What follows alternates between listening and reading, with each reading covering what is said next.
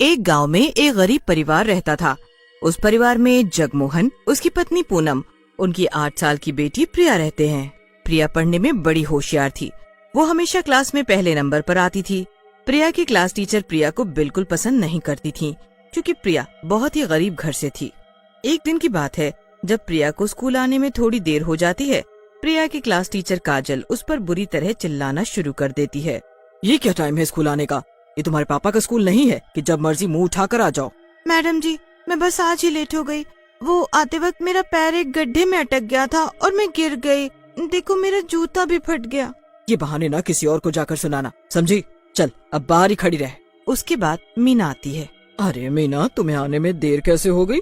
वो मैडम कल हम चाचा जी की शादी में गए थे तो सुबह उठ नहीं पाई। अच्छा चलो कोई बात नहीं, अंदर आकर बैठ जाओ।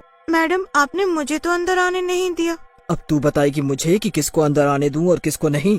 सारे बच्चे प्रिया के ऊपर हंसने लगते हैं और प्रिया बेचारी क्लास के बाहर चुपचाप खड़ी रहती है। वो क्लास खत्म होने तक तो बाहर ही खड़ी रहती है। उसके बाद उसकी मैडम आती है। चल अब अंदर जा, और दोबारा लेट हुई तो वापस घर भेज दूंगी, समझी?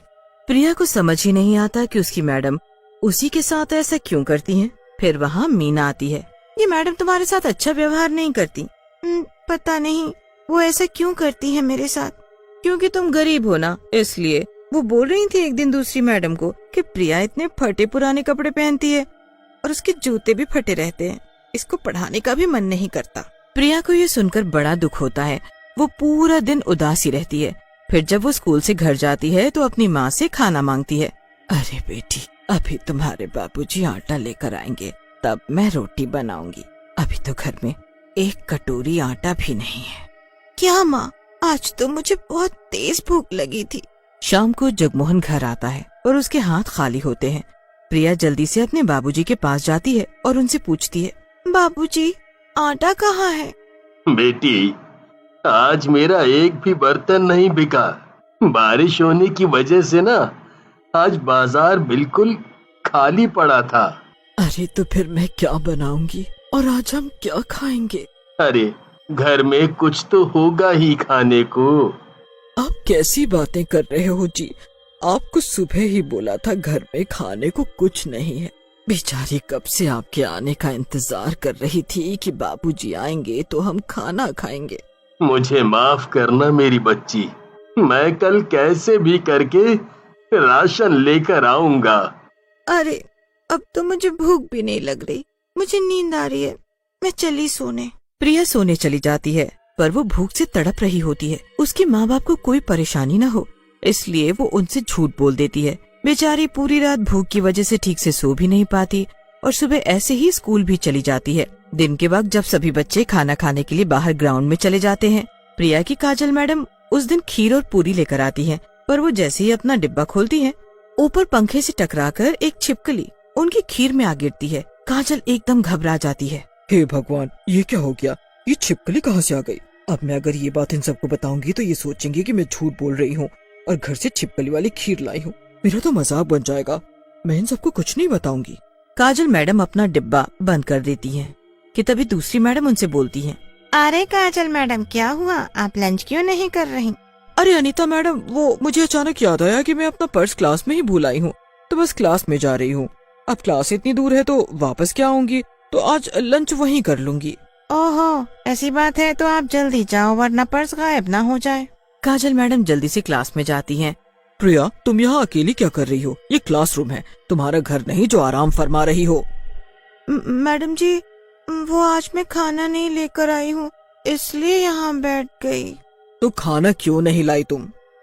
मैडम जी, कल बाबूजी का एक भी बर्तन नहीं बिका, इसलिए आटा लाने के पैसे भी नहीं थे।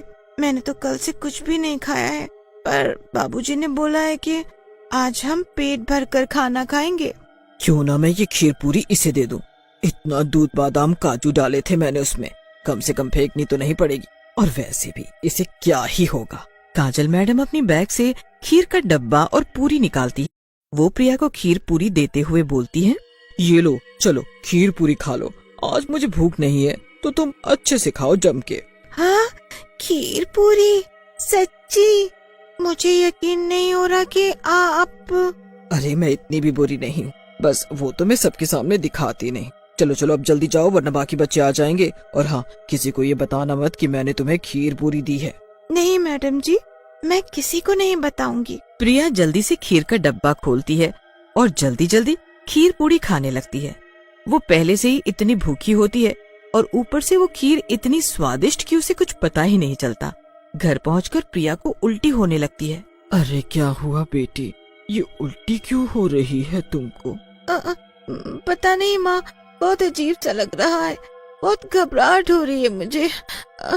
अरे बेटी, अभी मैं नींबू पानी लाती हूँ, उसे पीकर तू एकदम अच्छी हो जाएगी।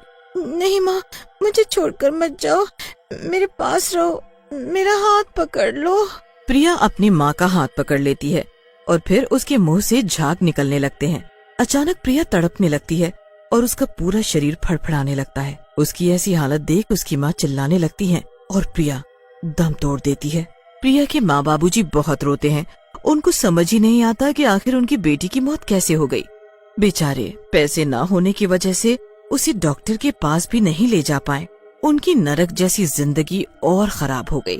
स्कूल में जैसे ही काजल मैडम को प्रिया के बारे में पता चला तो वो बहुत डर जाती है, पर वो किसी को ये बात नहीं बताती कि उसी की वजह से प्रिया की मौत हुई है। 2 दिन निकल जाते हैं। हमेशा की तरह काजल मैडम बच्चों को पढ़ा रही होती हैं कि तभी उनके ऊपर एक छिपकली आ गिरती है। वो जोर से चिल्लाती है। अपनी मैडम को ऐसे कूदते हुए देख सारे बच्चे जोर जोर से हंसने लगते हैं। मैडम भागती हुई क्लास के बाहर निकल जाती हैं। फिर मैडम के कपड़ों से वो छिपकली बाहर आती है और वो एक चुड़ैल छिपकली में बदल जाती है। एक बड़ी सी छिपकली जिसकी शक्ल एक चुड़ैल की होती है। ये देखकर तो मैडम के होश उड़ जाते हैं। क्या हुआ, मुझे पहचाना नहीं है? ध्यान से देखो मुझे और याद करो वो दिन। बचाओ बचाओ बचाओ बचाओ मुझे, कोई बचाओ मुझे। मैडम की चीख सुन वहाँ कुछ लोग आ जाते हैं और वो चुड़ैल छिपकली एक नॉर्मल छिपकली में बदल जाती है। अरे क्या हुआ काजल मैडम, क्यों चिल्ला रही हो इतना? अरे वो देखो, वो चुड़ैल जैसी इतनी बड़ी छिपकली। अरे क्या बोल रही हो मैडम, वो तो छोटा सा छिपकली का बच्चा है। आप भी ना एक छोटी सी छिपकली से डर गई। अरे नहीं नहीं, वो छोटी नहीं थी, वो भी इतनी बड़ी चुड़ैल की शक्ल की छिपकली थी। सब काजल मैडम पर हंसते हैं और कोई उनकी बात पर यकीन नहीं करता। अब मैडम अपने घर आ जाती हैं और फिर रसोई में जाकर अपने लिए दूध गर्म करने लगती हैं। ऊपर से एक छिपकली दूध में आ गिरती है। उसके बाद वो फिर से एक बड़ी चुड़ैल छिपकली में बदल जाती है। क्या हुआ मैडम जी, दूध पी लो ना दूध। नहीं नहीं, ये दूध मैं नहीं पीऊंगी, इसमें तो अभी अभी तुम कूदी हो। कौन हो तुम? सच बताओ, कौन हो तुम? क्यों मेरे पीछे पड़ी हुई हो? पीछे तो आप पड़ी थी मेरे, बस अब मेरी बारी है। काजल फिर से चिल्लाती है कि तभी वो चुड़ैल छिपकली नॉर्मल छिपकली में बदलकर दीवार पर चढ़ जाती है। अब काजल मैडम जब भी कुछ खाती या पीती हैं, तभी वो छिपकली उसकी खाने पीने की चीज में आ गिरती है। काजल मैडम इस चक्कर में कुछ खा पी ही नहीं पाती। एक दिन स्कूल में एजुकेशन डिपार्टमेंट से लोग आए हुए होते हैं। वो हर क्लास में जाकर चेक कर रहे होते हैं कि तभी एक छिपकली फिर से काजल मैडम के सामने आ गिरती है। मुझे माफ कर दो प्रिया, मुझे माफ कर दो। मुझसे उस दिन सच में गलती हो गई। मैंने तुम्हें छिपकली गिरी हुई जहरीली खीर खिला दी। मुझे बस तुमसे बहुत चिढ़ होती थी क्योंकि तुम गरीब थी, पर मैंने गलत किया, मुझे माफ कर दो। मैं 2 दिन से भूखी हूँ, कुछ खा नहीं पा रही।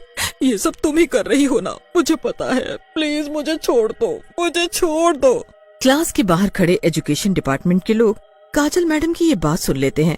वो मैडम के खिलाफ कार्रवाई करते हैं तो वो सच सच सब कुछ कबूल कर लेती हैं। उसके बाद उस मैडम को स्कूल से निकाल दिया जाता है और 5 साल की जेल भी होती है। जिन गरीबों से उसे नफरत होती है, उसकी खुद की जिंदगी भी अब वैसी ही हो जाती है। चुड़ैल छिपकली फिर से उसका पीछा नहीं छोड़ती। वो काजल मैडम को इतना डरा देती है कि वो अब एक मक्खी देखकर भी चिल्लाने लगती हैं। अब आया ना मजा काजल मैडम,